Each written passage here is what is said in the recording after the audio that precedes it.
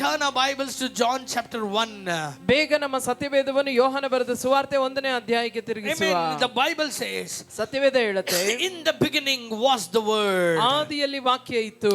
And the word was with God. ಆ ವಾಕ್ಯವು ದೇವರೊಂದಿಗೆ ಇತ್ತು. And the word was God. ಆ ವಾಕ್ಯವೇ ದೇವರಾಗಿತ್ತು. Amen. Hallelujah. Hallelujah. Hallelujah. Hallelujah. ಎಲ್ಲರೂ சொல்லுங்க, in the beginning.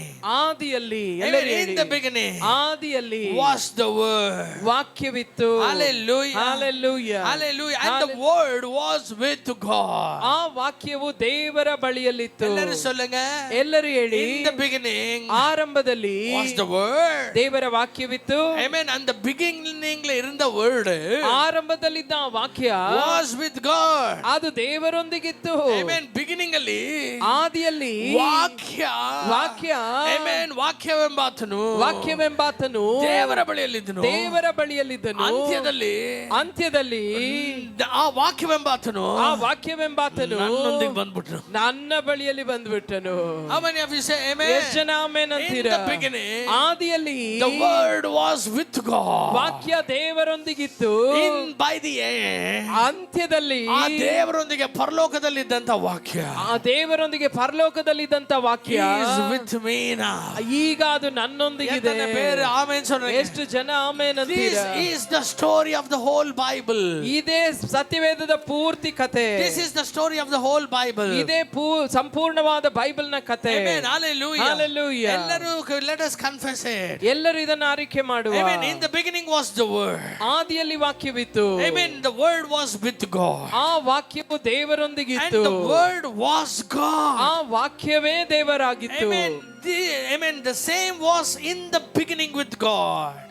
ಆ ಒಂದು ವಾಕ್ಯ ಆರಂಭದಲ್ಲಿ ಆದಿಯಲ್ಲಿ ದೇವರ ಬಳಿಯಲ್ಲಿದ್ದನು. Amen. Hallelujah. Hallelujah. ನಾನು சொல்றದನ್ನೆಲ್ಲ ಗಮನಿಸಿ. ನಾನು ಹೇಳೋದನ್ನ ಚೆನ್ನಾಗಿ ಗಮನಿಸಿ. God created man.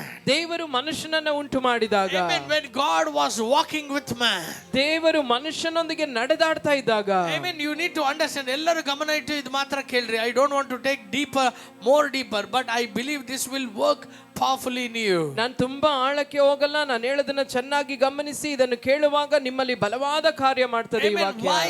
Amen. God couldn't be like man in the beginning. ಆರಂಭದಲ್ಲಿ ಯಾಕೆ ದೇವರು ಮನುಷ್ಯನಂತ ಆಗ್ಲಿಕ್ಕೆ ಆಗ್ಲಿಲ್ಲ? Because ಯಾಕೆ ಅಂದ್ರೆ his original form was word.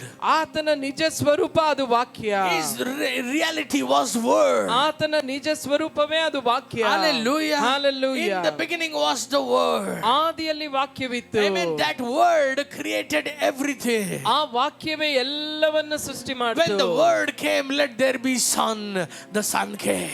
ವಾಕ್ಯ ಉಂಟಾಯಿತು, ಬೆಳಕು ಉಂಟಾಗ್ಲಿ, ಸೂರ್ಯ ಉಂಟಾಗ್ಲಿ ಅಂತ ಹೇಳಿದಾಗ ಸೂರ್ಯನು ಉಂಟಾದನು. Hallelujah. Hallelujah. Everything was created by the word. ಎಲ್ಲವೂ ವಾಕ್ಯದ ಮೂಲಕವೇ ಸೃಷ್ಟಿಸಲ್ಪಟ್ಟಿತು. But when God created man, ದೇವರು ಯಾವಾಗ ಮನುಷ್ಯನನ್ನು ಉಂಟು ಮಾಡಿದ್ರು, he never created with the word. ಆತನು ತನ್ನ ವಾಕ್ಯದಿಂದ ಮನುಷ್ಯನನ್ನು ಉಂಟು ಮಾಡಲಿಲ್ಲ. ನಾನು ಹೇಳೋದನ್ನ ಒಂಚೂರು ಅರ್ಥ ಮಾಡ್ಕೊಳ್ಳಿ. ನಾನು ಹೇಳೋದನ್ನ ಚೆನ್ನಾಗಿ ಅರ್ಥ ಮಾಡ್ಕೊಳ್ಳಿ. But the Bible says, ಸತ್ಯವೇದ ಹೇಳ್ತದೆ, everything was created by the word. ಎಲ್ಲವೂ ಕೂಡ ವಾಕ್ಯದ ಮೂಲಕವೇ ಉಂಟಾಯಿತು. But when God created man, ಆದ್ರೆ ಮನುಷ್ಯನನ್ನ ದೇವರು ಉಂಟು ಮಾಡಿದಾಗ, God took the mud of this earth.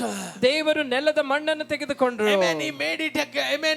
He took the clay and made it a man. ಆ ಮಣ್ಣನ್ನು ತೆಗೆದುಕೊಂಡು ಒಂದು ರೂಪವನ್ನ, ಆಕೃತಿಯನ್ನ ದೇವರು ಉಂಟು ಮಾಡಿದ್ರು. ಆಂಡವರು ನಮ್ಮನ್ನು ಉಂಟಾಕಿನಾರೆ. ಆ ರೀತಿ ತಾನೇ ದೇವರು ನಮ್ಮನ್ನು ಉಂಟು ಮಾಡಿದ್ರು. Come from the soil and we will go back to the soil one day.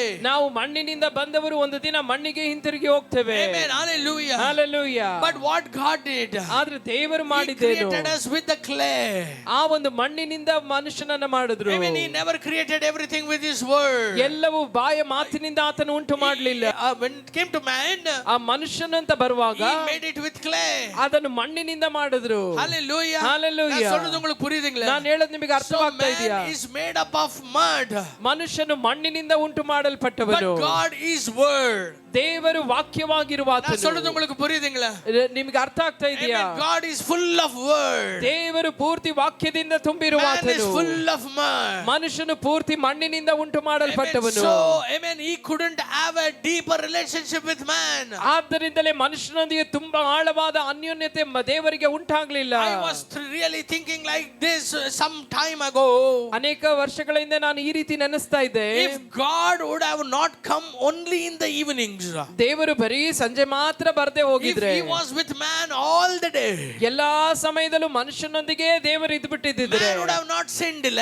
ಮನುಷ್ಯ ಪಾಪನೇ ಮಾಡ್ತಿರ್ಲಿಲ್ವಲ್ಲ, ಪಾಪನೇ ಬರ್ತಾ ಇರಲಿಲ್ಲ ಅಲ್ವಾ? ಪಾಪನೇ But ಬರ್ತಿರ್ಲಿಲ್ವಲ್ಲ. why did God leave man alone? ಆದ್ರೆ ದೇವರು ಯಾಕೆ ಮನುಷ್ಯನ ಒಂಟಿಯಾಗಿ ಬಿಟ್ಟು I ಹೋಗ್ಬಿಟ್ರು? tell you, my dear people of God, ನಾನ್ ನಿಮ್ಗೆ ಹೇಳ್ತೇನೆ ಪ್ರಿಯ ದೇವ ಜನರೇ, amen, the sun which we see, ನಾವು ನೋಡುವಂತಹ ಸೂರ್ಯ it is so powerful ಇಲ್ಲ? ಅದು ತುಂಬಾ ಬಲವುಳ್ಳದಲ್ವಾ? Amen, the scientists say ಆ ವಿಜ್ಞಾನಿಗಳು ಹೇಳ್ತಾರೆ, the outer surface of the sun is, amen, 7,000 degree, amen, Kelvin. ಆ ಒಂದು ಸೂರ್ಯನ ಹೊರಗಿನ ಆ ಒಂದು ಉಷ್ಣಾಂಶವೇ 7,000 kelvin. Amen, hallelujah. Hallelujah. You cannot imagine the temperature.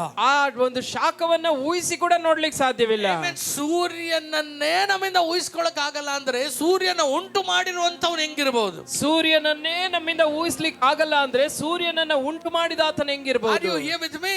ನೀವು ನನ್ನೊಂದಿಗಿದ್ದೀರಾ? Hallelujah. Hallelujah. We don't know how the solar system works, but just imagine the word that created solar system will be more and more powerful. ಸೌರ್ಯ ಮಂಡಲವೇ ಹೇಗೆ ಕಾರ್ಯ ಮಾಡ್ತದೆ ಅನ್ನೋದೇ ನಮಗೆ ಅರ್ಥ ಆಗ್ತಿಲ್ವಲ್ಲ, ಆದ್ರೆ ಅದನ್ನು ಉಂಟು ಮಾಡಿದ ಆ ಒಂದು ವಾಕ್ಯ ಎಷ್ಟು ಬಲವುಳ್ಳದಾಗಿರ್ತದೆ ಅಂತ ಊಹಿಸಿ ನೋಡು. ನಾನು ಹೇಳೋದು ಎಷ್ಟು ಜನರಿಗೆ ಅರ್ಥವಾಗ್ತಾ ಇದೆ? But one thing we need to understand. ಆದ್ರೆ ಒಂದನ್ನು ನಾವು ಅರ್ಥ ಮಾಡ್ಕೊಳ್ಬೇಕು, அந்த பெரிய கடவுள், ಆ ದೊಡ್ಡ ದೇವರು ಮನುಷ್ಯನು ಕೂಡ வாழ்ந்தார், ಮನುಷ್ಯನೊಂದಿಗೆ ಜೀವಿಸಿದ್ರು. ಎಷ್ಟು ಜನಕ್ಕೆ ನಾನು ಹೇಳೋದು ಅರ್ಥವಾಗ್ತಾ ಇದೆ? ಆ ದೊಡ್ಡ ದೇವರು ಮನುಷ್ಯನು ಕೂಡ ನಡೆದಾರ್, ಮನುಷ್ಯನೊಂದಿಗೆ ನಡೆದ್ರು.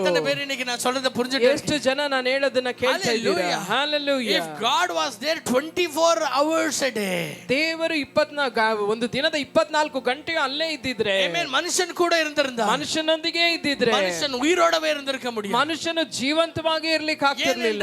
ಯಾಕೆ ಅಂದ್ರೆ ಇದು ಮಣ್ಣು, ಇದು ಮಣ್ಣು, ಅದು ಮಹಿಮೆ, ಅದು ಮಹಿಮೆ. ಎಷ್ಟು ಜನ ನಾನು ಹೇಳೋದನ್ನ ಕೇಳ್ತಾ ಇದ್ದೀರಾ? ಎಲ್ಲರೂ ಬಾಯಿ ತೆರೆದು ಹೇಳಿ, ಕೇವಲ ಮಣ್ಣು ನಾನು ಕೇವಲ ಮಣ್ಣು ನಾನು. Amen. The Bible says, ಸತ್ಯವೇದ ಹೇಳ್ತದೆ, amen, our life is like a, amen, small flower. ನಮ್ಮ ಜೀವಿತವೇ ಒಂದು ಚಿಕ್ಕ ಹೂವಿನಂತೆ. ಕಾಲೆயில ಮಲರ್ந்து ಮಾಲೆயில ವಾಡಿ போற ஒரு வாழ்க்கை. ಮುಂಜಾನೆ ಅರಳಿ ಸಂಜೆ ಬಾಡಿ ಹೋಗುವಂತ ಜೀವಿತ ಇದು. What do you know who your God is? ನೀವು ನಿಮ್ಮ ದೇವರು ಯಾರೆಂಬುದು ನಿಮಗೆ ಗೊತ್ತಾ? Who is the Lord who walks with you? ನಿಮ್ಮೊಂದಿಗೆ ನಡೆದಾಡುವ ದೇವರು ಯಾರೆಂಬುದು ನಿಮಗೆ ಗೊತ್ತಾ? ಯಾರು தெரியுமா? ನಿಮ್ಮನ್ನು ಸೃಷ್ಟಿ ಮಾಡಿದ ಆತನು ಯಾರು ಗೊತ್ತಾ? ಅವರಿಗೆ ಆದಿಯೂ ಇಲ್ಲ ಅಂತ್ಯವೂ ಇಲ್ಲ. ಆತನಿಗೆ ಆದಿಯೂ ಇಲ್ಲ ಅಂತ್ಯವೂ ಇಲ್ಲ. ಎಲ್ಲದಕ್ಕೆ ಮುನ್ನೆ ಅವರು ಇರುತ್ತಾರ್, ಎಲ್ಲ ಮುಡಿದ ಪಿರುಗುಮ ಅವರು ಇರುಪಾರ್. ಎಲ್ಲದಕ್ಕಿಂತ ಮುಂಚೆ ಇದ್ದನು, ಎಲ್ಲ ಮುಗಿದ ನಂತರವೂ ಆತನು ಇರ್ತಾನೆ. என்னோட சேர்ந்து ஆமென் சொல்றீங்க? ಎಷ್ಟು ಜನ ನನ್ನೊಂದಿಗಿದ್ದು ಆಮೆನ್ ಅಂತೀರಾ?